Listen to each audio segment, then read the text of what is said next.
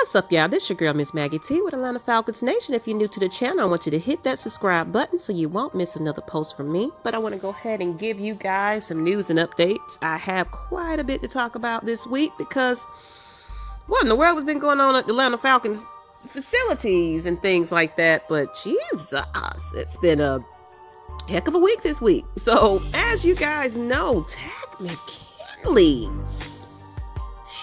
behind has just pretty much been going on a Twitter outburst. Just, I don't know what it is, but he's been kind of lashing out at the Falcons for when he basically requested to be traded. He's stating that the Falcons denied it and didn't take any trade offers for him. So to me, it just sounds like Takk Mckinley is trying to be up out of here. But because of those antics, the Falcons did fine him for that. I don't know the disclosed amount, but yeah, the team has definitely decided to go ahead and, fine him. Raheem Morris made it clear he was not happy about McKinley's decision to air out his frustrations via Twitter. You got to kind of hold yourself accountable. So speaking of that, basically he stated he's going to be held accountable for his actions and everything that goes with it. So he's been Twitter happy as of lately, and I thought when he kind of cleaned out his Twitter and took a little hiatus that he had learned his lesson. It is definitely apparent that he has not learned that. And of course, already know the team had already declined his fifth-year option and hasn't ruled out cutting McKinley's playing time or suspending him. But speaking of that, let's go ahead and get into these injury reports.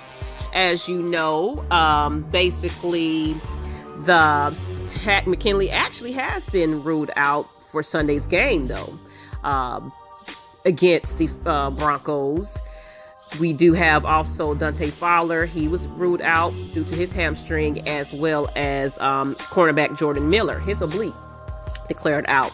We also know that wide receiver Calvin Ridley, due to his foot injury, he is probably going to be day to day. And interim head coach Raheem Morris said this week that it's going to be a game time decision for this third-year receiver. Not surprising. But with the absence of both Fowler and McKinley for Sunday's game, this does mean that Atlanta may have to continue to be creative with his pass rush.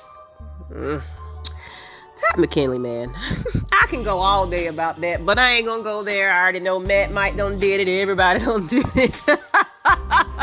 He's a cupcake, y'all. I'm just saying. He's a huge cupcake. Anyways, to me, it still feel like he's like a cancer to the team right about now. It's apparent he just doesn't want to be with the Falcons. So I'm pretty sure that he's just gonna probably just be sitting on the bench for the rest of the season. And I'm also know he probably will not be playing for the Falcons next season. But hey, that's just my prediction. That's what I say. But hey, argue with me if you want to. But as well as you guys know, the Falcons, for the second time in less than a month, shut down their facility because of COVID-19 concerns. The member of the football staff was tested positive, and they decided to stop all in-person work and continue all their operations virtually. Basically, this decision was made by the NFL and medical officials and does not affect the status of this Sunday's game, which is at 1 p.m. this Sunday against the Mercedes. Look at me all tongue-tied, y'all. The Broncos at Mercedes-Benz Stadium. Look, y'all, it's Friday night. But the health and the safety of the team is their biggest priority. But as we know, the Falcons did pretty well with the first wasn't an outbreak, but someone that tested positive. They practiced protocol and we continued our game. So we haven't been needing to skip our game or move it to another night. So I'm pretty sure that we'll be just fine for Sundays. Shouldn't be no concern about that. But to be honest, though, with Ridley kind of being questionable and, game time, I feel like it's probably best, especially since we're getting ready to go into a bye, to sit Ridley. and just kind of let him sit the bench for a little bit, just to kind of heal up a little bit more, because we need him healthy for the remaining stretch of this season, especially if we're getting ready to be playing against the Saints and so on and so forth. I just want to come out with the remaining of the season winning.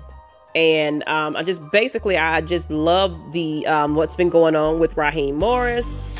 He's definitely making the players a little bit more accountable for their actions. You kind of seeing that with that fine against Takk Mckinley and things like that. Like, you gotta kind of, Mckinley is just Twitter happy. It's just like, hey, dude, you are cancer to the team. It's, people, the locker room saying he's funny, but he's just, I don't know what he got going on, but you know what, whatever. I ain't gonna go there. But anyway, you know what I'm saying? So it's pretty much game time decisions for everybody. And of course, each game is one game at a time. So let's just see how this goes, everybody. But if you're listening to this, I want to remind you guys, we do have some shows each and every week. Tuesday night, we have the heavy hitters with Just K Styles, Jew Talk Sports, and Mad Mike Sports. And you might see my little face in there every now and then. I be there sometimes. And then Wednesday night, same time at 8 p.m. Eastern, we have ATLian Sports Zone with Big Low Country and Terra Artist 404. So y'all got to log in, tune in, whatever you got to do. Share it with your mama, share it with your friends. Tell everybody Atlanta Falcons Nation is here to stay. But until the next time, this is Miss Maggie T, and we are the nation over here. And I'm out.